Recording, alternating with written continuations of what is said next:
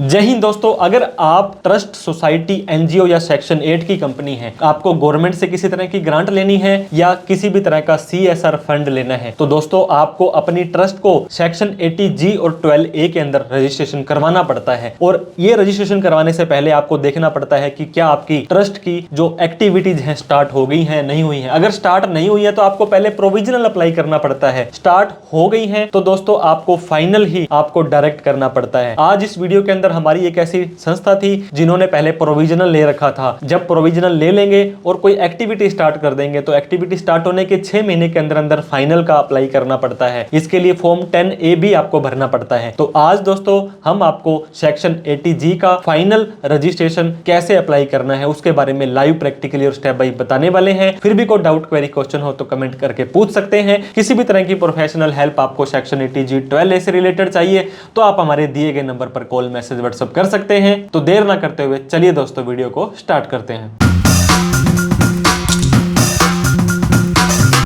तो दोस्तों 80G final registration apply करने के लिए आपको मोबाइल पर, कंप्यूटर पर, लैपटॉप पर incometax.gov.in लिख देना है। यहाँ पे आपको लॉगिन और रजिस्टर का बटन दिखाई देगा। हो सकता है आपने अपने आप को रजिस्टर कर रखा हो, रजिस्टर नहीं किया है तो पहले रजिस्टर कर लें। अब हम क्या करेंगे, यहाँ पे लॉगिन बटन पर क्लिक कर देंगे। यहाँ पे दोस्तों एंटर योर यूजर आईडी के अंदर आपको अपनी संस्था का पैन नंबर डाल देना है। फिर नीचे आपको कंटिन्यू बटन पर क्लिक कर देना है। कंटिन्यू बटन पर क्लिक करेंगे, फिर आपको दोस्तों इस चेकबॉक्स पे क्लिक करना है।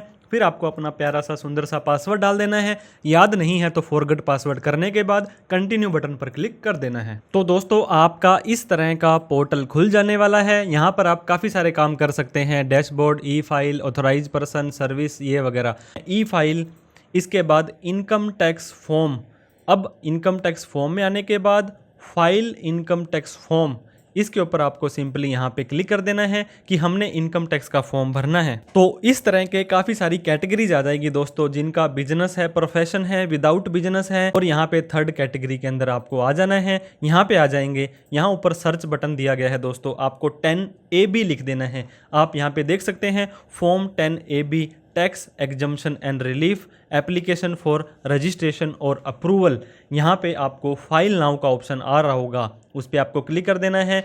आपका पेन, आपका सबमिशन आ चुका है। अगर आप इस फॉर्म को, कई बार होता है ना कि दोस्तों प्रोविजनल से फाइनल पे जा रहे हो और 6 महीने के बाद लेट कर रहे हो, तो यहाँ पे कॉन्डोनेशन मतलब आप लेट कर रहे हो तो इसकी माफ़ी आपको यहाँ पे लगानी पड़ेगी। अगर आप पहली बार कर रहे हो, ओरिजिनल आपको यहाँ पे कर देना है। अब आपको काफ़ी सारे असेसमेंट ईयर आ जाएंगे दोस्तों, 1/4/25 से 31/3/26, फाइनेंशियल ईयर 25-26, असेसमेंट ईयर 26-27। हो सकता है आपके केस में डिफरेंट हो, उसको आपको सेलेक्ट करना है, कंटिन्यू पर क्लिक कर देना है। अब आपको ये बोलता है please select condonation option on initial screen when filing form 10AB for previous assessment year under section 12A। अगर आप पिछले किसी साल का अप्लाई करना चाहते हो 12A तो शुरू में ही आपको कॉन्डोनेशन को सेलेक्ट करना है। हमने यहाँ पे ओके कर दिया है। अब हमें लेट्स गेट स्टार्टेड पर क्लिक कर देना है। तो यहाँ पे दोस्तों स्टेप बाय स्टेप काफ़ी सारा डेटा आपको भरना होगा। अब दोस्तों आप यहाँ पे देख सकते हैं, आपको यहाँ पे दिया जा रहा है एप्लीकेशन फॉर रजिस्ट्रेशन और अप्रूवल अंडर 12A में जाना है या 80G में जाना है। सिर्फ एक सेक्शन ही सेलेक्ट अलग से करना है आपको, बाकी सेम का सेम प्रोसेस आपका रहने वाला है। अगर आप फॉर्म 10A फाइल करते तो यहाँ पे प्रोविजनल भी लिखा था, जो आपका लिखा नहीं आ रहा है। नीचे आप देख सकते हैं ज़्यादा इन्फॉर्मेशन आपसे नहीं मांगी गई है। यहाँ पे देखिए आपके यहाँ पे जो साइनिंग पर्सनस हैं उनकी detail, operation detail, assessed liability, attachment and verification, इन्हीं चीज़ों की डिटेल आपको डालनी है। तो पहले कॉलम पर हम इनकॉर्पोरेशन पर आ चुके हैं। संस्था का पैन, नेम, एड्रेस यहाँ पे आ चुका है। अब दोस्तों सिलेक्शन कोड आ चुका है। 12A के लिए आप यहाँ पे देख सकते हैं 1 2 3 4 5 ऑप्शन आपको दिए गए हैं। और बात करें 80G के लिए तो यहाँ पे दोस्तों 1 2 और 3 ऑप्शन दिए गए हैं। इन कोड को सेलेक्ट करना बहुत ही इंपॉर्टेंट होता है। अगर आपने किसी भी गलत कोड को सेलेक्ट कर लिया तो रिजेक्ट हो सकता है। प्राइमा फेसिया हम किसी को नहीं बता सकते हैं कि आपके केस में कोड कौन सा जाने वाला है, क्योंकि हो सकता है आपका पहले प्रोविजनल फिर फाइनल, पहले प्रोविजनल फिर रिजेक्ट हो गया हो, फाइनल रिजेक्ट हो गया हो। तो इसके हिसाब से आपको अपने टैक्स कंसल्टेंट से डिस्कस कर लेना है कि कौन से केस में हमें जाना है, कौन कौन सी एक्टिविटी आप करना चाहते हैं। चैरिटेबल एक्टिविटी हम करना चाहते हैं, आपका पैन कार्ड का 4th कैरेक्टर T है ट्रस्ट ले लें, सोसाइटी ले लें, एनपीओ ले लें, अदर्स ले लें, जो भी आपको एप्लीकेबल लगता है वो अपना स्टेटस यहाँ पे ले लें। इसके बाद में आपकी जो भी संस्था है ये किसी इंस्ट्रूमेंट के द्वारा बनी है तो दोस्तों आपको सिंपली यहाँ पे यस कर देना है। कब बनी है उसकी डेट, आपके सर्टिफिकेट पे जो डेट आ रही है और आपके पैन कार्ड पे जो डेट आ रही है वो यहाँ पे लेनी है। रजिस्ट्रेशन नंबर, कई बार होता है दोस्तों ट्रस्ट डीड बनी है तो उसके पीछे लगा होता है, या सिंगल पेज का सर्टिफिकेट है तो उसके ऊपर नंबर होगा, और नीचे साइनिंग पर्सन या जो भी इशूइंग अथॉरिटी होती है जैसे रजिस्ट्रार ऑफ ट्रस्ट हैं, सब रजिस्ट्रार हैं, किसने आपको ये दी है।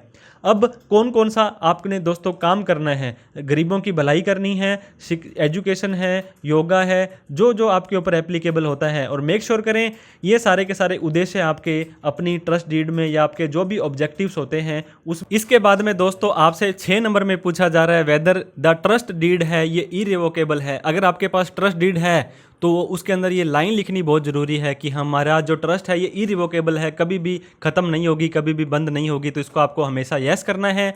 नीचे दिया जा रहा है दोस्तों whether the applicant is register on दर्पण पोर्टल, एनजीओ दर्पण नीति आयोग में अगर आप रजिस्टर हैं तो यस करके उसकी डिटेल डाल लें। और FCRA फॉरेन करेंसी का जो रेगुलेशन एक्ट होता है उसमें अगर आप रजिस्टर हैं तो उसमें भी यहाँ पे आप डाल सकते हैं। इसके बाद में नीचे आपको आ जाना है क्या आपने पहले कभी अप्लाई किया था और वो रिजेक्ट हो गया है। अगर ऐसा केस है तो यस करें, नहीं तो आप सिंपली नो कर सकते हैं। इसके बाद में दोस्तों जो इनकम टैक्स का सेक्शन 10 है उसका 21 नंबर का जो क्लोज है वो बोलता है साइंटिफिक रिसर्च के लिए अगर आप कोई ऐसी बेनिफिट लेना चाहते हैं तो यस करें, अदरवाइज नो कर दें। अब आपको मेंबर्स की डिटेल डालनी है। 9A के अंदर ऐड डिटेल पर आपको क्लिक करना है। यहाँ पे 3 मेंबर्स की डिटेल तो जरूर डालें, जिसके अंदर की एक हो जाएगा आपका प्रेसिडेंट, एक हो जाएगा आपका सेक्रेटरी और एक हो जाएगा आपका ट्रेजरर। इन तीनों की डिटेल आपको यहाँ पे डालनी है। यहाँ पे ऊपर आपको दोस्तों सबसे पहले उनका नेम डाल देना है।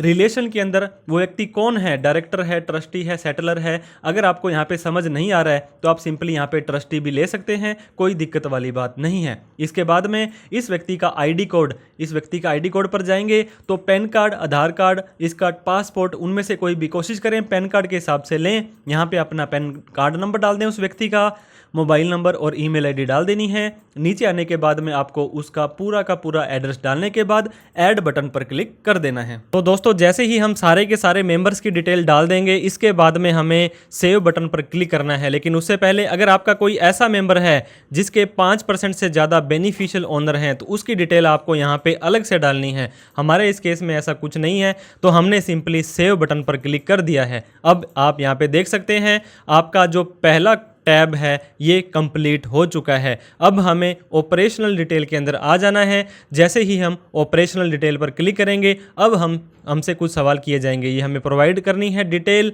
सबसे पहले 10 नंबर में detail of school, college, university, hospital, yoga institute, religious place, any other institute being managed control by. आप जो एप्लीकेंट अगर इस तरह की कोई संस्था को मैनेज करता है, if applicant has business undertaking है, प्रॉपर्टी आपने ट्रस्ट के तौर पर रखी है तो यहाँ आ जाएगा। If applicant has any income in nature of profit और गेन ऑफ बिजनेस, अगर आपकी कोई बिजनेस की इनकम है तो वो यहाँ आ जाएगी। Detail of all account held by the trust और institutes at the time of application in a financial institute being banking company, अगर आप एक बैंकिंग कंपनी है तो उस केस में आपके जितने भी बैंक अकाउंट हैं वो आपको यहाँ पे डाल देने हैं। इसके बाद में दोस्तों पॉइंट नंबर 15 के अंदर आपसे पूछा जा रहा है अगर आपने कोई advancement of public of general utility किया था तो इसके अंदर अगर आपने कोई नेचर ऑफ ट्रेड, कॉमर्स या बिजनेस किया था तो उसको यस कर दें, अदरवाइज नो कर सकते हैं। और यहाँ पर whether the activities undertaken in the course of actual carrying out of such advancement, अगर आपने इस तरह की कोई एक्टिविटी की है तो यस करके उसकी डिटेल डाल सकते हैं, अदरवाइज सिंपली नो भी कर सकते हैं। तो हमारा ऑपरेशनल डिटेल है कंप्लीट हो चुका है। अब detail of asset and liability, income and religious activity में हमें आ जाना है। हमसे ये पूछता है has return of income been filed for the last assessment year for the which the due date has been expire, जिसकी ड्यू डेट निकल चुकी है, क्या उस साल की ITR आपने भर दी है? जी हाँ, हमने बिल्कुल भर दी है। अब हमें यहाँ पे हमारी बैलेंस शीट का डेटा डालना है। कॉर्पस के अंदर आपकी capital, other liability, long term liability, यहाँ इसका टोटल आ जाएगा। Land building, other fix asset, इसके अंदर आप अपनी कोई भी कैश या बैंक की चीज़ें हैं वो नीचे आप अदर एसेट में डाल सकते हैं। यहाँ पे आपका एसेट और लाइबिलिटी का टोटल बिल्कुल सेम का सेम आ जाने वाला है। तो दोस्तों अब आप यहाँ पे देख सकते हैं हमने हमारी बैलेंस शीट का डेटा डाल दिया है, जो लाइबिलिटी साइड का टोटल है और यहाँ पे एसेट साइड का टोटल है, ये टोटल आपका बिल्कुल सेम आना चाहिए। नीचे आने के बाद में आपको यहाँ पे अपनी इनकम की डिटेल डालनी है, income received in 3 previous year. अगर आपका नया केस है तो आप यहाँ पे डालें नहीं, कोई दिक्कत नहीं है। अदरवाइज आप जैसे ही ईयर वाइज सेलेक्ट करेंगे, यहाँ पे आप देख सकते हैं फाइनेंशियल ईयर आपको 23, 24, 25 का आ जाने वाला है। यहाँ पर आपको कितनी कितनी ग्रांट कहाँ से मिली है वो चीज़ें आपको यहाँ पे डाल देनी है सेंट्रल गवर्नमेंट से। इसके बाद CSR का फंड, स्पेसिफिक अदर इनकम, उसको जाकर के सेव कर दें। ज़्यादा डिटेल आपको यहाँ पे नहीं डालनी होती है। अब हमारा ये जो डिटेल है दोस्तों लाइबिलिटी एसेट वाला और इनकम वाला, ये भी कंफर्म हो चुका है। अब अटैचमेंट एंड वेरिफिकेशन के लास्ट ऑप्शन पे हमें यहाँ पे आ जाना है। यहाँ पर जैसे ही आएंगे काफ़ी सारी अटैचमेंट्स हमसे मांगी जाने वाली है। Self certified copy of the instrument जिसे हमने ट्रस्ट बनाई है। इसके बाद में दोस्तों फिर से self certified copy of the document जो आपकी ट्रस्ट की बनाई जाएगी। इसके बाद में कंपनी ऑफ रजिस्ट्रार या फर्म्स, यहाँ पे आपकी ट्रस्ट डीड या आपका रजिस्ट्रेशन सर्टिफिकेट आप लगा सकते हैं। तो दोस्तों आपको 5 MB से ज़्यादा का कोई अटैचमेंट नहीं देना है। आपकी जो ओवरऑल अटैचमेंट 50 MB हो सकती है, PDF और जिप फाइल हो सकती है। यहाँ पे आपको सर्टिफिकेट आपका जो भी रजिस्ट्रेशन है या डीड है वो आपको डाल देना है। सेकंड नंबर पे अगर आपका मैंडेटरी नहीं है, जहाँ पर दोस्तों ये रेड कलर वाला जो मैंडेटरी साइन लगा हुआ है वहाँ पर आपको आपके जो डॉक्यूमेंट है अपलोड करने हैं।